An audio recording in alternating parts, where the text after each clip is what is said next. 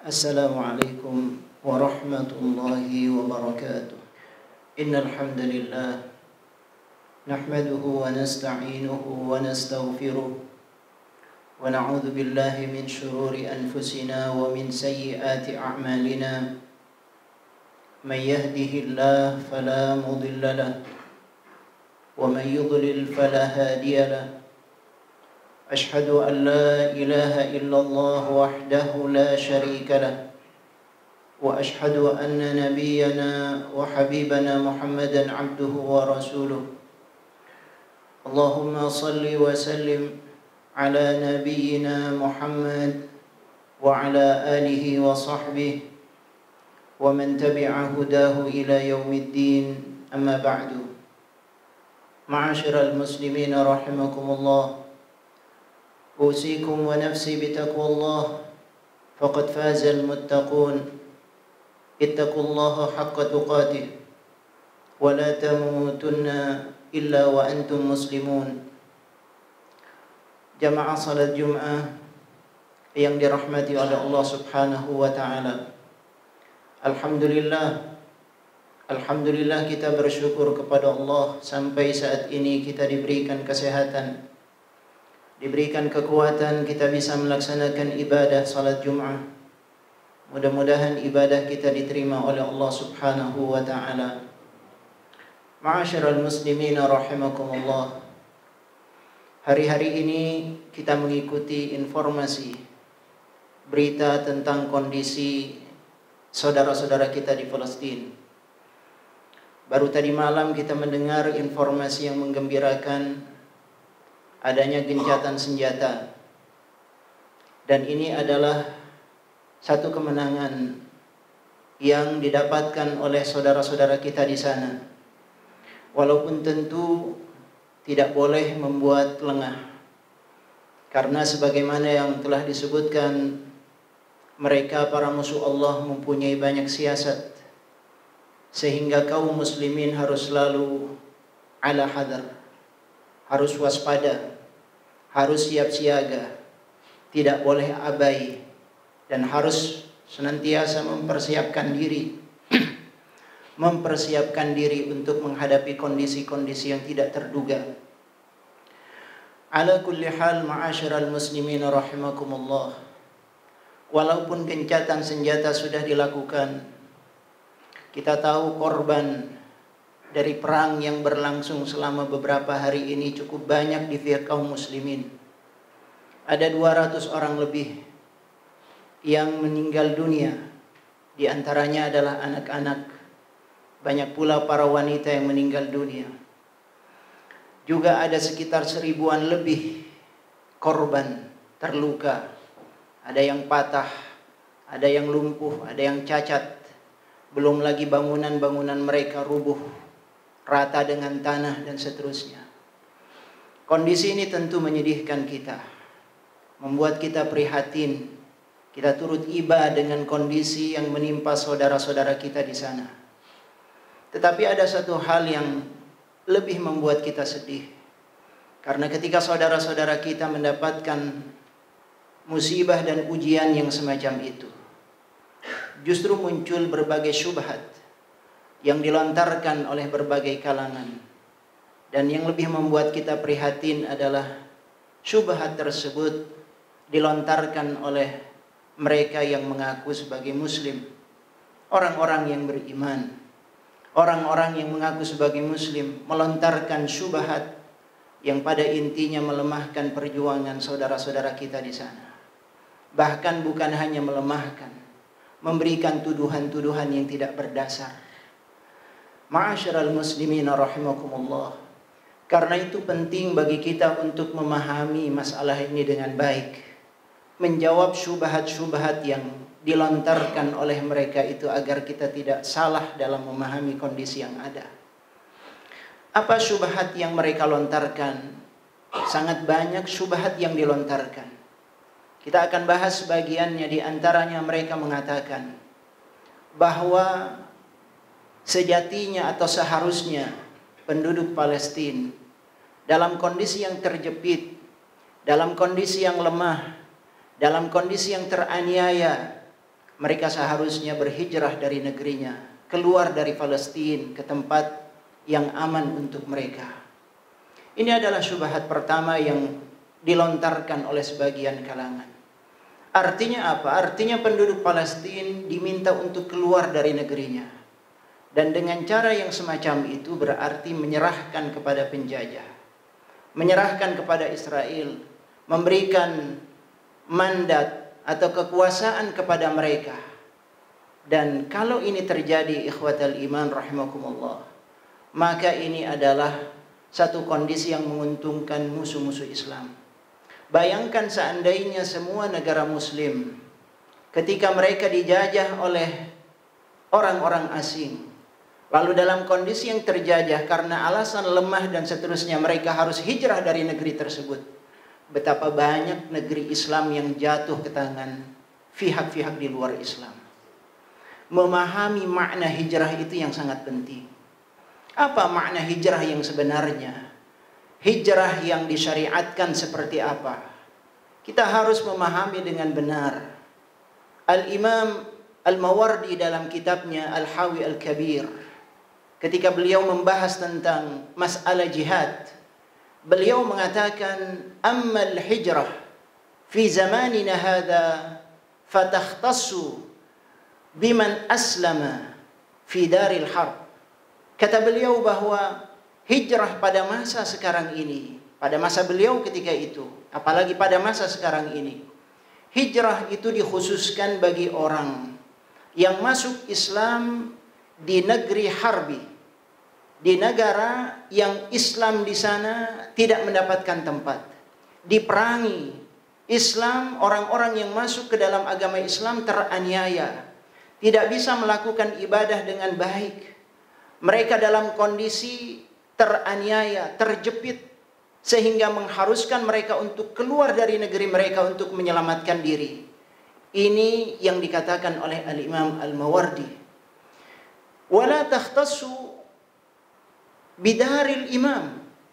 Kata beliau, hijrah tidak berlaku di negeri yang memang asalnya adalah Islam, di negeri yang memang penduduknya sudah beragama Islam. Hijrah itu tidak berlaku.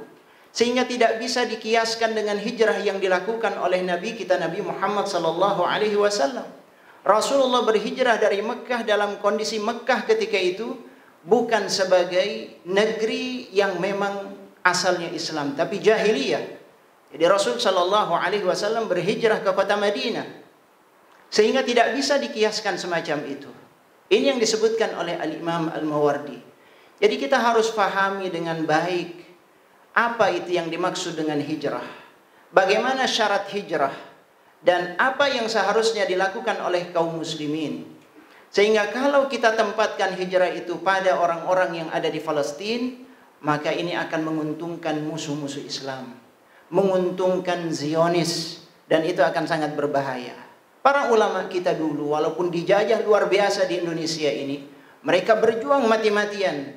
Karena negeri ini adalah negeri yang sudah dihuni oleh banyak kaum muslimin.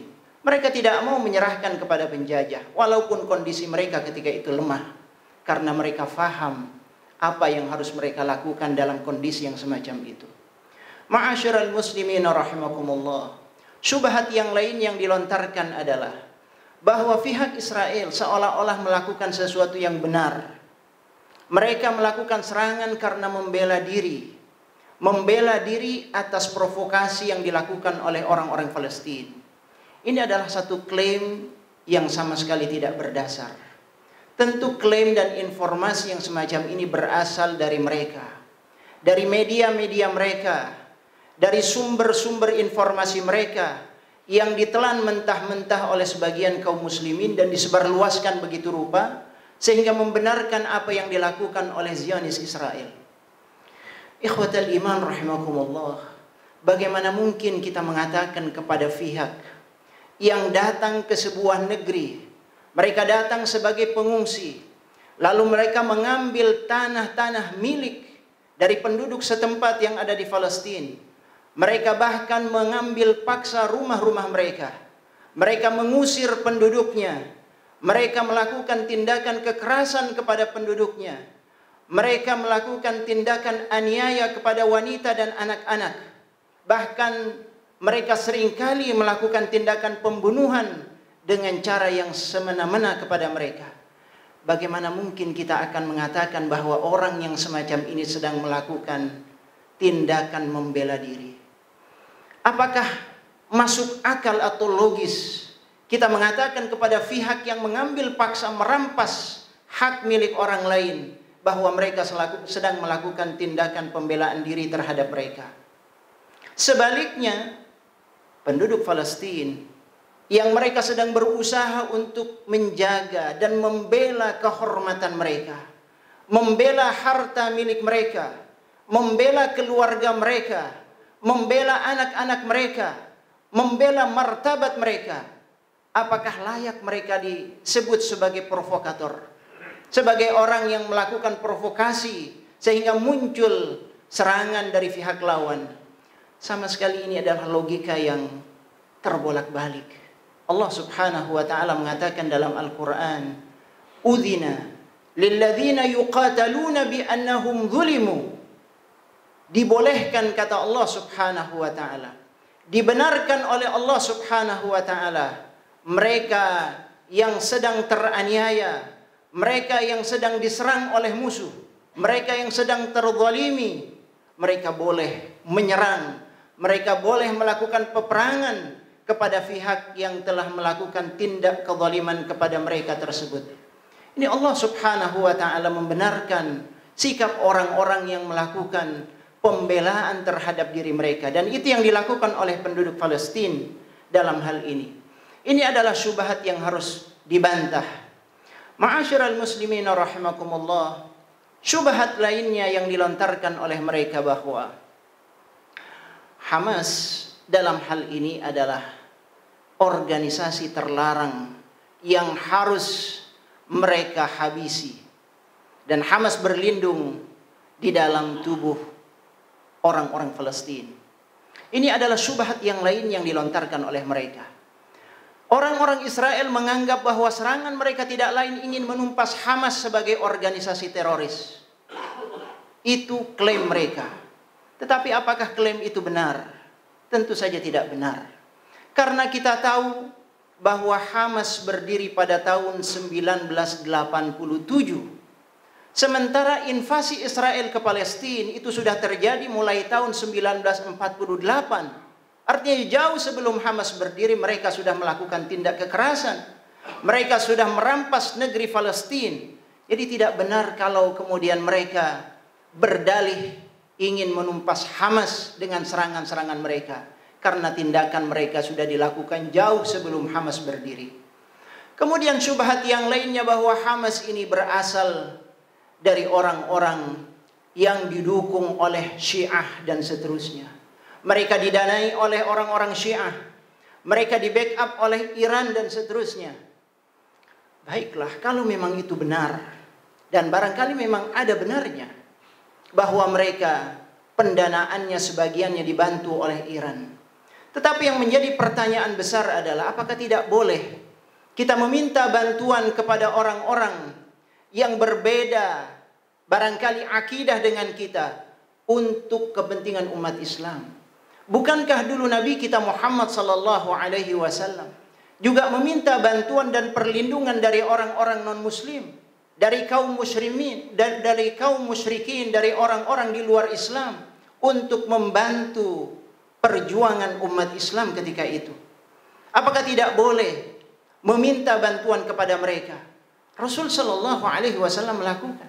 Para sahabat juga melakukan. Yang penting adalah jangan sampai bantuan tersebut memojokkan kaum muslimin, tetapi tetap menjaga izzah kaum muslimin, dan itu yang dilakukan oleh Hamas.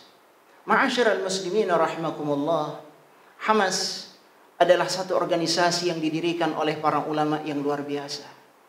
Dulu para masyayikh kita memuji-muji Hamas karena didirikan oleh orang-orang yang memang gigih berjuang. Kita tahu siapa itu Syekh Ahmad Yasin. Seorang yang lumpuh, tidak mampu lagi bergerak, tapi otaknya tidak lumpuh, mentalnya tidak lumpuh, imannya tidak lumpuh. di atas kursi roda dia memimpin pergerakan melawan Israel. Kita malu. Bagaimana mungkin orang yang semacam itu dituduh dengan tuduhan yang tidak benar, dituduh dengan tuduhan-tuduhan yang keji luar biasa. Ini tuduhan yang sama sekali tidak pantas keluar dari lisan seorang muslim. Ikhwafillah rahimakumullah. Apakah kita tidak pernah membaca bagaimana Allah Subhanahu wa taala menyuruh kita untuk saling bekerja sama, untuk berpadu, bersatu, bersaudara, saling menyokong saudara-saudara kita seiman. Dan itu yang diperintahkan oleh Allah Subhanahu wa taala. Jangan sampai karena perbedaan manhaj kemudian membuat kita tidak mau membantu saudara kita.